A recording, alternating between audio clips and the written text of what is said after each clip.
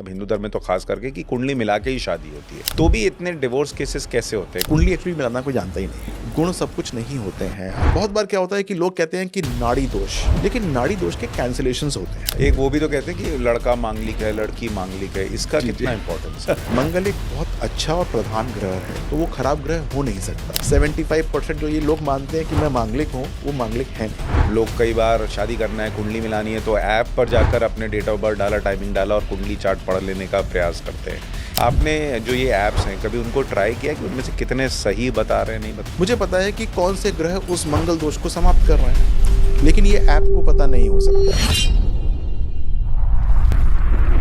बहुत सारे हमारे मतलब हिंदू धर्म में तो खास करके कि कुंडली मिला के ही शादी होती है, तो भी इतने डिवोर्स केसेस कैसे होते हैं? कुंडली गलत मिला देते हैं लोग या उसमें कुछ गड़बड़ हो जाती है बाद में? अब देखिए, सबकी अपनी अपनी सोच है, समझ है, and with due respect to everyone, कुंडली एक्चुअली मिलाना कोई जानता ही नहीं है। अच्छा। हाँ, हम सोचते हैं कि हमने गुण मिला लिए तो कुंडली मिल गई, और हम सोचते हैं कि यदि गुण नहीं मिले तो उसका मतलब कुंडली नहीं मिली। दोनों में बहुत मतलब गलतियाँ मिलती हैं, और मैं इस माध्यम से, इस मंच से ये कहना चाहूँगा लोगों से कि भाई ये समझने की कोशिश करो कि गुण सब कुछ नहीं होते हैं। आज के समय गुण के अलावा भी बहुत सारी चीज़ें हैं। फ़ाइनेंशियल कंपैटिबिलिटी चाहिए आपको, मेंटल कंपैटिबिलिटी चाहिए आपको, ऐज कंपैटिबिलिटी चाहिए। एक की ऐसा ना हो कि एक 100 साल का हो और एक जो है वो 40 साल में ही जो है वो चला जाए। ये सब कंपैटिबिलिटी कौन देखेगा? फिर आज की डेट में वो लड़कियां नहीं रहीं जो पहले होती थीं। आज की डेट में हर एक लड़की कुछ ना कुछ करना चाहती है, और यदि नहीं भी कर रही है तो शादी के 5-7 साल बाद वो कहना शुरू कर देगी कि मुझे कुछ करना है, मैं बहुत पढ़ी लिखी हूँ और मैं घर में नहीं बैठ सकती। तो वो जो डायनामिक्स हैं, जो आज से 25, 50, 100 साल पहले होती थी, वो चेंज हो चुकी हैं। तो कुंडली इस प्रकार से नहीं मिल सकती कि आपने गुण मिलाए और आप कहा कि शादी हो गई। आपको तो जो और चीज़ें हैं, जैसे मैंने बताया कि फाइनेंशियल जो कंपैटिबिलिटी है वो है। आपके बीच में एक ने कही और दूसरे ने मानी वाला क्या एटीट्यूड है, कि कभी किसी ने कहा और दूसरे ने मान ली, और कभी इसने कहा और उसने मान ली। वो एटीट्यूड कहाँ है? वो है कि नहीं है? पहले तो क्या होता था कि आदमी ने कह दिया और वो पत्थर की लकीर हो गया, उसके अलावा कोई कोई कुछ कह नहीं पाता था। लेकिन आजकल अगर ऐसा होने लग जाए तो वैसे ही द्वंद्व हो जाएगा, वैसे ही जो है वो शादियां जो हैं वो ख़त्म हो जाएंगी, और यही प्राइमरी कारण है। तो मैंने अपने काफ़ी सारे ब्लॉग्स के अंदर और काफ़ी सारे मेरी वेबसाइट के ऊपर भी मैंने ये बताया है कि भाई, जब आप कुंडली का मिलान करें तो ये मत सोचें कि 32 गुण मिल गए हैं या 28 मिल गए हैं तो शादी कर लें, और 4-5 गुण ही मिल रहे हैं तो शादी ना करें। इसके बाद और जहाँ भी हैं जो कि देखना चाहिए कि किस प्रकार से जुपिटर का मिलान हो रहा है। जुपिटर यानी quality of marriage, longevity of marriage. Venus यानी कि आपसी कंपैटिबिलिटी, लव लाइफ। फिर बहुत बार क्या होता है कि लोग कहते हैं कि नाड़ी दोष जो है वो आ गया है, और हम जो है वो शादी नहीं करेंगे, या लोग कहते हैं, या बहुत सारे जो कुंडली पढ़ने वाले भी होते हैं कि, लेकिन नाड़ी दोष के कैंसिलेशंस होते हैं। और आजकल बच्चे शादी कर रहे हैं 35 साल की उम्र में, 37 साल की उम्र में। अब मान लीजिए कि 35 साल में कोई लड़की शादी कर रही है, तो नाड़ी दोष हो ना हो, बच्चे होने में प्रॉब्लम आएगी ही आएगी। नाड़ी का मतलब प्रोजेनी, बच्चे को लेकर होता है, लेने आएगी ही आएगी। लेकिन आजकल इतने सारे मेथड्स हैं हमारे पास अवेलेबल। आईवीएफ है, आईयूआई है, जिसके माध्यम से जो है वो जो निसंतान होते हैं उनको भी संतान प्राप्त हो जाती है। तो अगर नाड़ी दोष भी है तो उसकी कैंसलेशन देख लेनी चाहिए कि हो रही है कि नहीं हो रही है, और उसके बाद भी डॉक्टर से मिल लेना चाहिए कि अगर सपोज बाद में कोई दिक्कत होगी तो हम इसमें आगे जा सकते हैं कि नहीं जा सकते। तो अब्रप्टली कि हमने कुंडली के गुण मिलान देखे और हमने बंद कर दिया, ऐसा नहीं करना चाहिए। एक वो भी तो कहते हैं कि लड़का मांगलिक है, लड़की मांगलिक है, इसका जी, कितना जी। इंपॉर्टेंस है? ये पिछले 100-150 साल से ही वर्ड स्टार्ट हुए हैं मांगलिक, इससे पहले नहीं था? पहले नहीं होते थे। मंगल एक बहुत अच्छा और प्रधान ग्रह है, एग्रेशन देता है, और आपके अंदर जो खून है उसका कारक है, वीर्य का कारक है। लड़की के अंदर जो उसकी मेंस्ट्रुएशन साइकिल है उसका कारक है, तो वो खराब ग्रह हो नहीं सकता। बात ये है कि अगर कहीं गलती से वो नेगेटिवली प्लेस्ड है और आपकी डोमेस्टिक लाइफ को जो है वो खराब कर रहा है, तब परेशानी का कारण बन सकता है। लेकिन ये सिर्फ मंगल के साथ नहीं है, ये हर एक ग्रह के साथ है। मान लीजिए शनि एक नेगेटिव तरीके से बैठा हुआ है, मैरिड लाइफ के ऊपर एक नेगेटिविटी दे रहा है, तो वो भी खराब करेगा। तो वो मांगलिक है तो वो शनिक हो गया। अगर मान लीजिए सूर्य नेगेटिव तरीके से बैठा हुआ है, तो वो मांगलिक नहीं हुआ, वो सूर्य के कारण उसको परेशानी हो रही है। तो ये देखना बहुत ज़रूरी होता है कि किस ग्रह के कारण ये परेशानी हो रही है। तो अगर मांगलिक हैं भी तो परेशान नहीं होना चाहिए। मांगलिक मैंने देखा कि एक और भ्रांति है कि बहुत सारे लोग ये मान के रहते हैं कि हम मांगलिक हैं, जबकि वो होते नहीं हैं। तो 75% जो ये लोग मानते हैं कि मैं मांगलिक हूँ, वो मांगलिक हैं नहीं। कोई तरीका है बिना एस्ट्रोलॉजर के पास गए कोई लक्षण से पता लगे कि मैं मांगलिक हूँ, नहीं हूँ? देखिए ये जो है ना जो मांगलिक की आप बात कर रहे हैं, ये शादी के बाद की बात कर रहे हैं। वैसे तो आपके अंदर एग्रेशन है तो बहुत अच्छी बात है, आपके अंदर डिसीजन लेने की पावर है तो बहुत अच्छी बात है, आपके अंदर एक लीडरशिप क्वालिटीज़ है तो बहुत अच्छी बात है। लेकिन शादी के बाद यही जो एग्रेशन है ये जो है वो चीखा-चल्ली में कन्वर्ट हो जाता है। लीडरशिप क्वालिटीज़ अगर हैं तो वाइफ़ कहेगी, "यार तुम अपनी चलाते हो हमेशा, हमारी चलने नहीं देते कहीं कहीं पर भी।" तो ये लीडरशिप क्वालिटी एक नेगेटिव रूप में कन्वर्ट हो गई।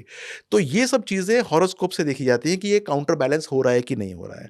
बहुत बार क्या होता है कि जो आपकी क्वालिटीज़ हैं एज़ अ इंडिविजुअल, वो एज़ अ पर्सन कंपैटिबल नहीं हो रही हैं, क्योंकि वो दूसरा आदमी इससे असहज हो रहा है। वो सोचता है कि यार ये अपनी चला रहा है, या इसके अंदर बहुत गुस्सा है, हर चीज़ को अपने हिसाब से देखने की कोशिश करता है, हर चीज़ को ऐसे करता है, तो वो एक नेगेटिविटी आ सकती है।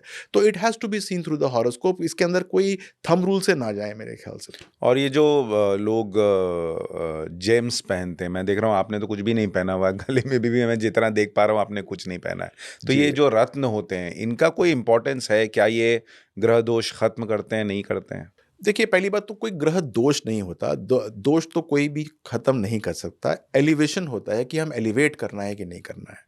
देखिए हम कोई भी चीज़ धारण करते हैं, उसको आप ऐसे समझिए कि आप अपने घर में किसी को बुला रहे हैं। तो आप अपने घर में किसको बुलाते हैं? जो आपके अच्छे मेहमान होते हैं, आपके अपने रिश्तेदार होते हैं जो कि आपको बलिष्ठ करते हैं।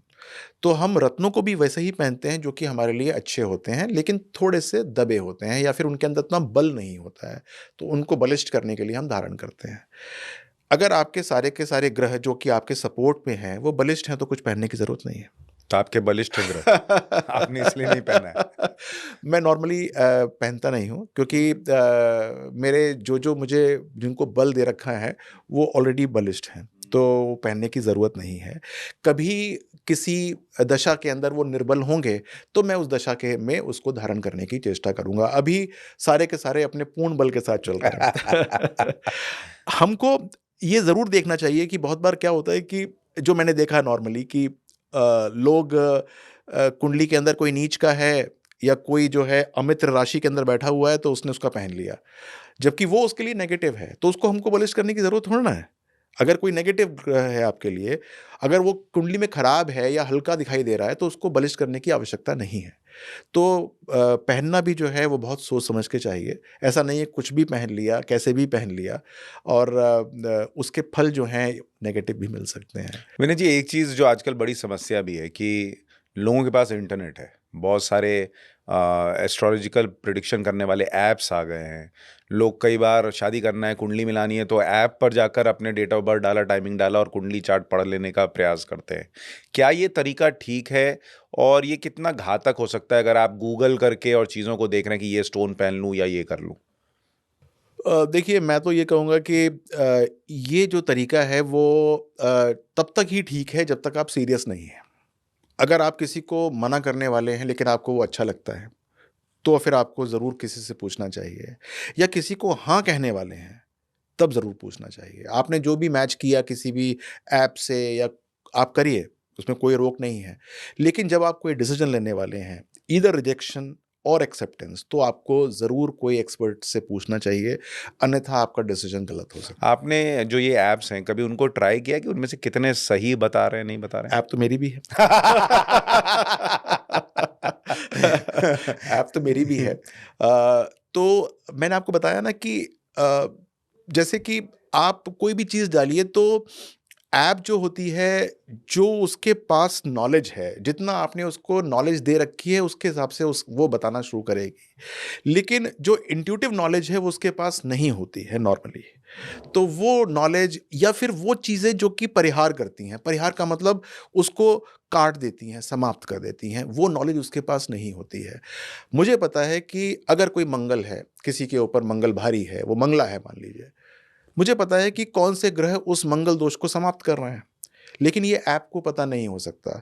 तो मैं ये कहूँगा कि ये आपका बच्चा मंगला है, नॉट अ प्रॉब्लम। लेकिन ये व्यक्ति से शादी मत कीजिएगा, इससे मंगल दोष समाप्त नहीं हो रहा, लेकिन इससे कर दीजिएगा, इससे हो रहा है। ये मंगला होने के बाद भी हो रहा है और ये मंगला नहीं है तब भी हो रहा है।